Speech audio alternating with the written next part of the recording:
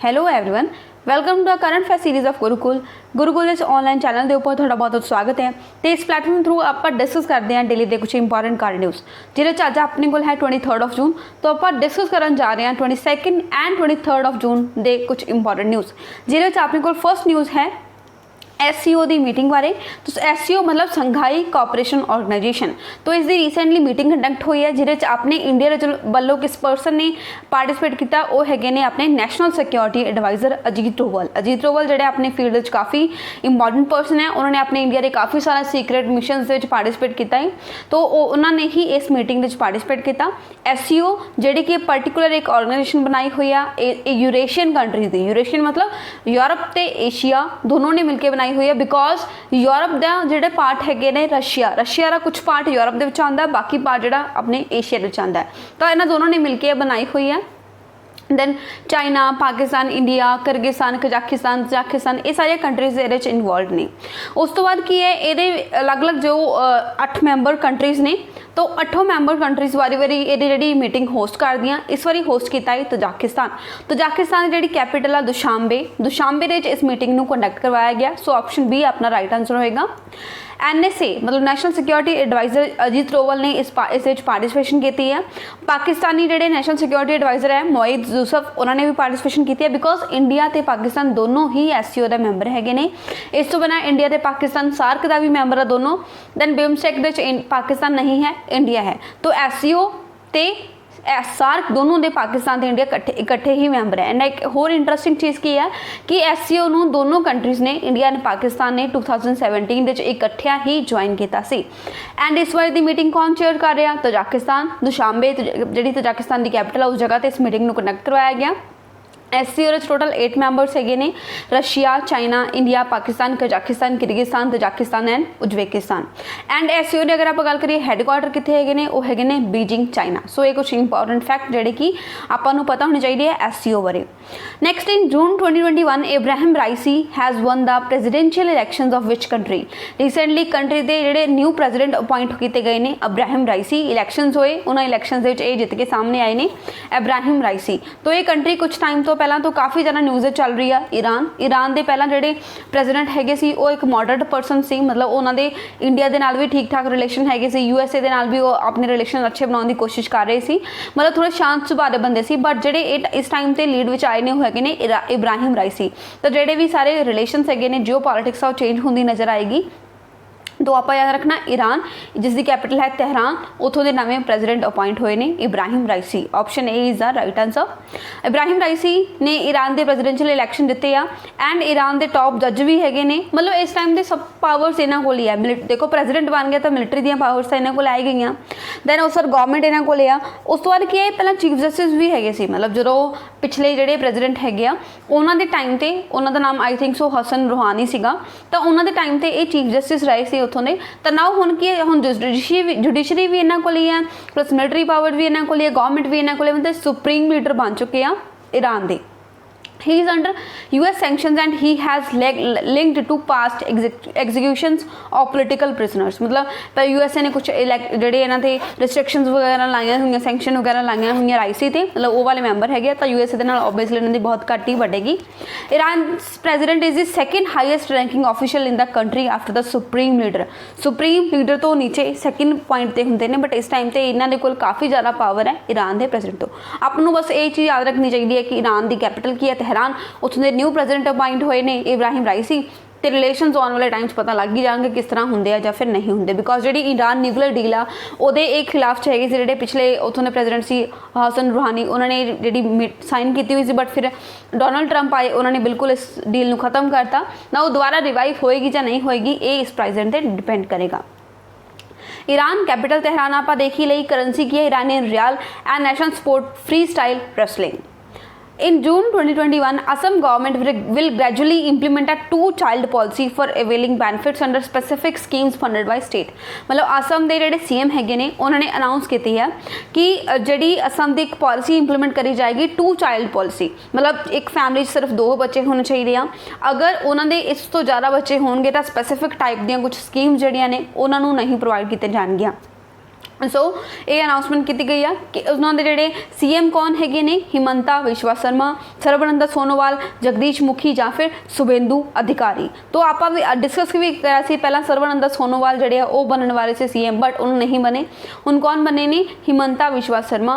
तो उन्होंने ये अनाउंसमेंट किया कि अगर किसी परसन के 2 ਤੋਂ ज़्यादा बच्चे है ने तो उन्होंने ये जी कोई भी पर्टिकुलर गवर्नमेंट स्कीम्स है ने उन्होंने बेनीफिट नहीं प्रोवाइड होंगे। इस तो पहला किहड़ी कंट्री इस तरह की स्कीम इंप्लीमेंट कर चुकी है वो है चाइना। चाइना ने पहला अपनी 1 चाइल्ड पॉलिसी इंप्लीमेंट की बिकॉज चाइना की पॉपुलेशन बहुत ज़्यादा बढ़ रही थी। उस दौरान इन्होंने अपनी पॉलिसी 2 चाइल्ड करती क्योंकि जी यंग पॉपुलेशन घट गई थी। एंड एट प्रेजेंट ये हाल है चाइना कि बुढ़ी पॉपुलेशन बहुत ज़्यादा है, मतलब एज हो चुकी है पॉपुलेशन, यंग पीपल बहुत घट ने। तो उन्होंने हम रिसेंटली 3 चाइल्ड पॉलिसी भी इंप्लीमेंट कर दी गई है। सो ऑप्शन ए अपने को राइट आंसर हो गया। असम गवर्नमेंट ने अनाउंसमेंट की है कि ग्रैजुअली हौली हौली मतलब एकदम नहीं है कि अज ही उन्होंने इंप्लीमेंट करता 2 चाइल्ड पॉलिसी, बट ग्रैजुअली वो कहने इंप्लीमेंट करांगे, हौली हौली इस तरह करांगे कि अगर किसी फैमिली के 2 ਤੋਂ ज़्यादा बच्चे है ने उन्होंने थोड़े बेनीफिट्स घट प्रोवाइड होंगे। The proposed population control policy will however not be applicable in all the scheme, मतलब सारी स्कीम इंप्लीमेंट नहीं होएगी, कुछ को स्कीम्स इंप्लीमेंट होएगी। असम के currently 2 child norm for contesting in Panchayati post, मतलब हजे उन्होंने किस चीज़ वास्ते इंप्लीमेंट किया, अगर किसी परसन ने पंचायत के इलैक्शन लड़ने आ तो उस परसन के 2 चाइल्ड ही होने चाहिए आ, उस तो उपर होंगे तो ये जोड़े पंचायत इलैक्शंस आ उन्होंने पार्टिसिपेट नहीं कर सकता। मतलब हौली हौली इंप्लीमेंट कर रहा, पहला उस तरह लीडर्स से करने इंप्लीमेंट, फिर हौली हौली पॉपुलेशन से गल आएगी, मतलब इको दम नहीं कर रहे सब कुछ इंप्लीमेंट बिकॉज इको दम करेंगे तो वो जोड़े विरोध में लोग सामने आ जाएंगे। दैट्स वाई पहला सिर्फ पंचायती पोल्स वाले मैंबर से ही इंप्लीमेंट कर रहे हैं। असम के सीएम आप देख ही ले हिमंता विश्वा शर्मा, गवर्नर है ने Jagdish Mukhi, number of district total 33 ने, जिमें अपने पंजाब 23 है तो असम किन्ने हो गए 33। लोक सभा सीट्स 14 ने, अपने पंजाब किन्नियां 13 एंड राज्य सभा सीट्स किन्निया ने 7, अपने पंजाब दी भी 7 ने। मतलब ओवरऑल आप कहिए तो लोक सभा ते राज्य सभा दी सीटां पंजाब दे नाल सेम ही ने बिकॉज लोक सभा ही अपने पंजाब सिर्फ एक घट है, बाकी सब सेम ही है। Next question, which union ministry set to launch जान है तो जहान है कोविड वैक्सीनेशन अवेयरनेस कैंपेन। केड़ी मिनिस्ट्री जी वो इंप्लीमेंट कर रही है जान है तो जहान है नाम का कैंपेन। स्पैशली यदा जो मोटिव है वो है वैक्सीनेशन अवेयरनेस वास्ते बिकॉज लोगों ये गल आम फैली हुई है कि अगर वैक्सीनेशन होएगी तो उस काफ़ी सारिया एक्सट्रा प्रॉब्लम्स आ सकते हैं, साइड इफेक्ट हो सकते हैं। तो इस तरह के रूमर्स फैले हुए जिहदे करके लोग की कर रहे हैं वैक्सीनेशन अवॉइड कर रहे हैं। बट अगर आप वैक्सीनेशन अवॉइड करांगे उहदे नाल आपां नूं काफ़ी सारी प्रॉब्लम फेस करनी पै सकते, जिमें कि कोविड-19 की 3rd वेव जी आ रही है वो आपको इफेक्ट कर सकती है। तो आपको कोविड-19 की वैक्सीन जी है वो लगवानी चाहिए है। तो इसके बारे अवेयरनेस जनरेट किया जा रहा, वो कौन कर रहा, ministry of minority affairs. Minority affair जी मिनिस्ट्री है उसने इंप्लीमेंट करने जा रही है। ऑप्शन सी अपना राइट आंसर होएगा, इतने बी नहीं आ, सी राइट आंसर है। सो माइनॉरिटी अफेयर्स मिनिस्ट्री जी उन्होंने एक कंपेन लॉन्च किया जिसका नाम याद रखना वो की है जान है तो जहान है।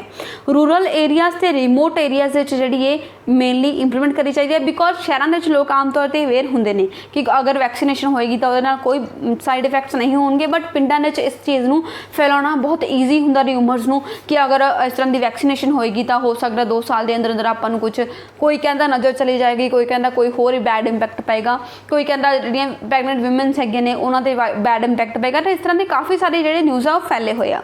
तो उस चीज़ को रोकने के लिए ही ताकि लोगों को मोटिवेट किया जा सके कि वो वैक्सीनेशन करवान ही ये इंप्लीमेंट किया जा रहा जान है तो जहान है नाम का campaign. The campaign is to be launch by ministry of minority affairs along with various socio educational organisation, मतलब अलग अलग तरह के जिमें NGOs हो गए, वुमेन सेल्फ हेल्प ग्रुप्स हो गए, उन्होंने सब ना मिलकर माइनॉरिटी अफेयर मिनिस्ट्री इसको इंप्लीमेंट करना चाह रही है।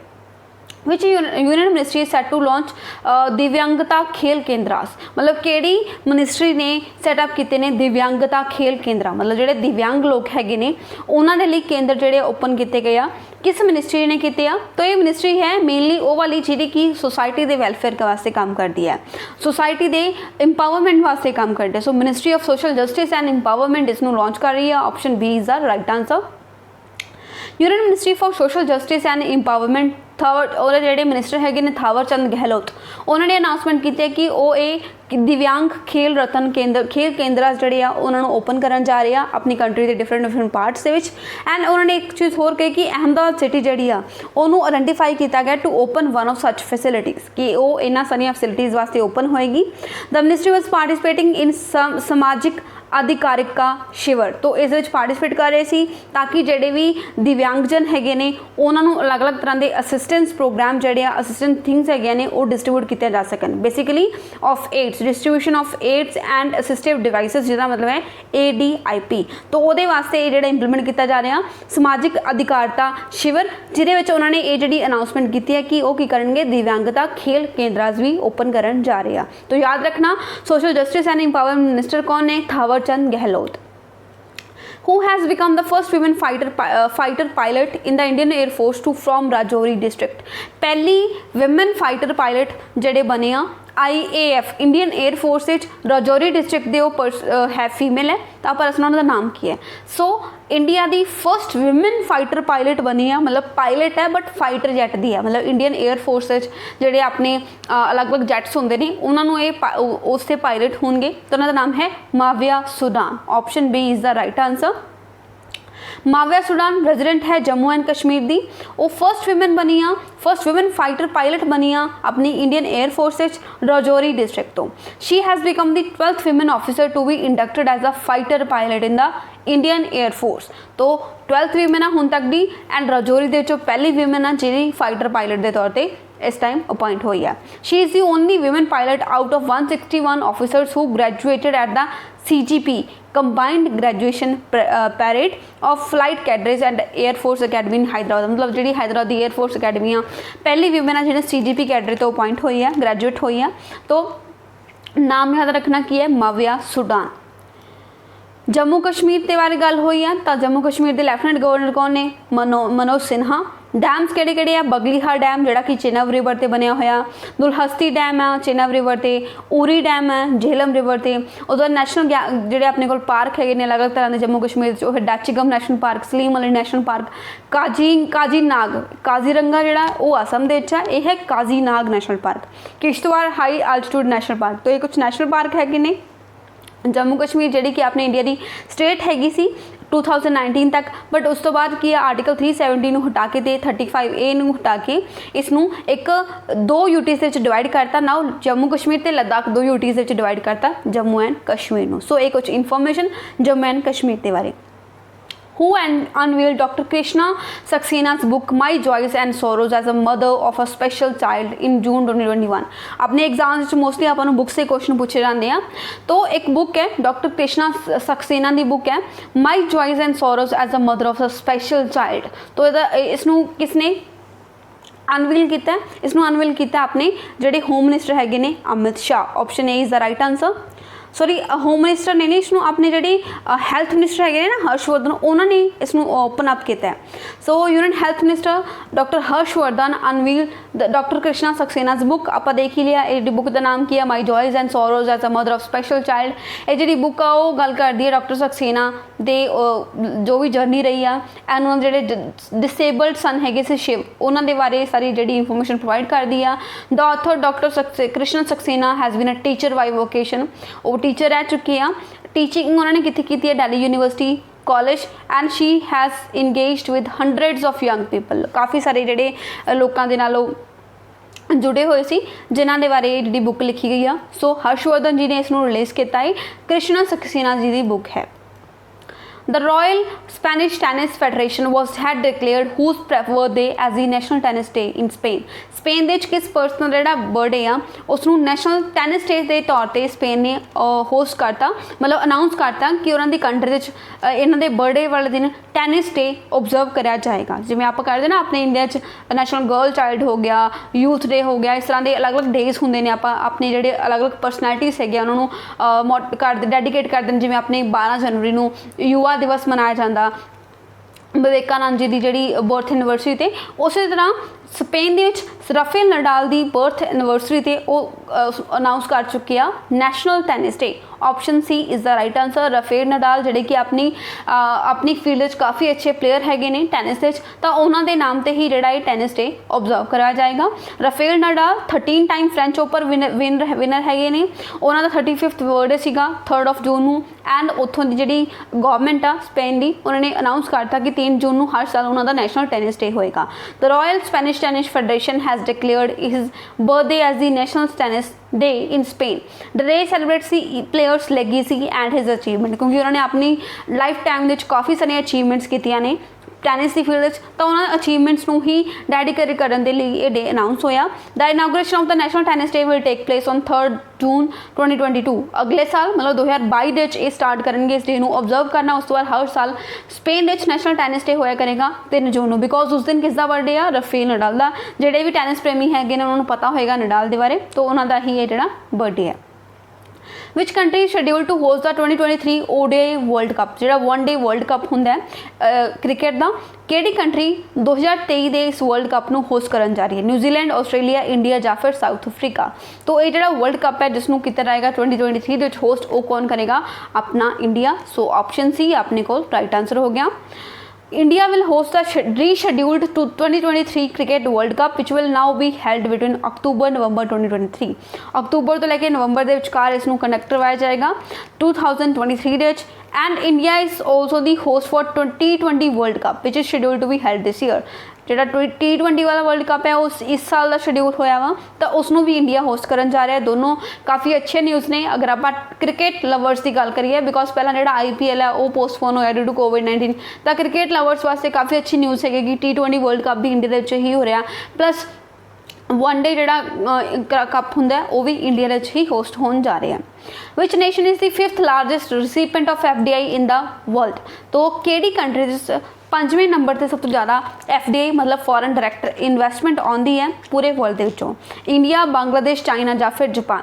तो 5th largest recipient of FDI flows ਕੌਣ ਹੈ? ਉਹ ਹੈ ਇੰਡੀਆ। ਇੰਡੀਆ ਵਿੱਚ ਪੂਰੇ ਦੇਸ਼ ਦੇ ਵਿੱਚੋਂ ਪੂਰੇ ਦੁਨੀਆ ਦੇ ਵਿੱਚੋਂ 5ਵੇਂ ਨੰਬਰ ਤੇ FDI ਫਲੋਜ਼ ਆਉਂਦੇ ਨੇ ਅਲੱਗ-ਅਲੱਗ ਕੰਟਰੀਜ਼ ਦੇ ਵਿੱਚੋਂ, ਬਿਕੋਜ਼ ਆਪਾਂ ਦੇਖਦੇ ਆਪਣੀ ਕੰਟਰੀ ਦੀ ਕਿੰਨੀ ਹਿਊਜ ਪੋਪੂਲੇਸ਼ਨ ਹੈ, ਜਿਹੜਾ ਇਹ ਮਾਰਕੀਟ ਕਾਫੀ ਅੱਛੀ ਹੈ ਆਪਣੀ ਇੰਡੀਆ ਦੀ, ਤਾਂ ਅਲੱਗ-ਅਲੱਗ ਕੰਟਰੀਜ਼ ਆਪਣੀ ਇਨਵੈਸਟਮੈਂਟ ਕਰਦੀ ਨੇ ਆਪਣੇ ਇੰਡੀਆ ਦੇ ਵਿੱਚ ਆ ਕੇ ਤਾਂ ਕਿ ਉਹਨਾਂ ਨੂੰ ਪ੍ਰੋਫਿਟਸ ਹੋ ਸਕਣ। ਸੋ ਆਪਸ਼ਨ ਏ ਆਪਣਾ ਰਾਈਟ ਆਂਸਰ ਹੋ ਗਿਆ। India received $64 billion in FDI। पिछले 2020 की अगर आप गल करिए तो 64 बिलियन जो $US है वो FDI के फॉर्मेट अपने इंडिया आए। इस जो डेटा है वर्ल्ड इन्वेस्टमेंट रिपोर्ट के अकॉर्डिंग ये डेटा रिलीज़ होया, जिसनों किसने रिलीज़ किया?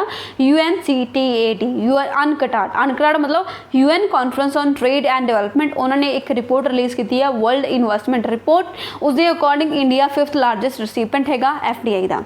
This makes India the 5th largest recipient of FDI in the world। Which of the following statements are correct? First statement अपने को है Nishtha programme is launch by department of school education and literacy, कि जड़ा अपने को school department of school education and literacy आ उन्होंने एक पोर्टल लॉन्च किया जिसका नाम है Nishtha portal. The aim of this training is to motivate and equip teachers to encourage and foster critical thinking in students. मतलब बेसिकली इसका मोटिव किया कि जो टीचर्स है ना उन्होंने ट्रेनिंग प्रोवाइड की जाएगी कि किस तरह वो बच्चों को मोटिवेट कर सकते हैं, उन्होंंने अलग अलग सिचुएशनस को हैंडल कर सकते हैं, तो उन्होंने काउंसलर बन सकते हैं। स्पैशली बच्चों के वास्ते इंप्लीमेंट करने लिए टीचर्स के लिए प्रोग्राम लॉन्च किया गया निष्ठा प्रोग्राम। सो दोनों ही स्टेटमेंट करैक्ट है, बिकॉज निष्ठा प्रोग्राम लॉन्च किसने किया? Department of school education and literacy ने। एंड इसका मोटिव की है कि जो टीचर्स है अलग अलग उन्होंने ट्रेनिंग प्रोवाइड हो ताकि वो मोटिवेट कर सकन बच्चों को, उन्होंने प्रॉब्लम सॉल्व कर सकन, उन्होंने काउंसलिंग कर सकन। जो भी अजकल देखियो आप कि बच्चों को बहुत सारी प्रॉब्लम्स आ रही ने COVID-19 करके उन्होंने जी स्टडी है बिल्कुल खत्म हो चुकी है। इस टाइम आप ही समझ सकते बिकॉज ऑनलाइन आपको पता बच्चे कितना की पढ़ते हैं, तो इस टाइम पर मोटिवेशन की जरूरत है ताकि उन्होंने फ्यूचर अच्छा बने रहे, उससे लिए ही ये प्रोग्राम लॉन्च किया गया। सो ऑप्शन सी अपना राइट आंसर होएगा। Department of school education and literacy ने यह लॉन्च किया है national mission to improve learning outcomes at elementary level. Elementary level पर जो लर्निंग आउटकम्स आ वो अचीव हो सकन। And a integrated teacher training programme है जिसनों कहने आप Nishtha, national initiative for school heads and teachers holistic advancement. तो पूरी फुल फॉर्म की होगी national initiative for school heads and teachers holistic advancement under the centrally sponsored scheme. Central sponsored scheme जी है समग्र शिक्षा, उस दे अंडर ही इस प्रोग्राम को लॉन्च किया गया department of school education literacy के द्वारा। एंड डायरैक्ट मोटिव किया बच्चों को मोटिवेट करना, बच्चों की वेलफेयर वास्ते काम करना, टीचर्स के लिए ये प्रोग्राम है।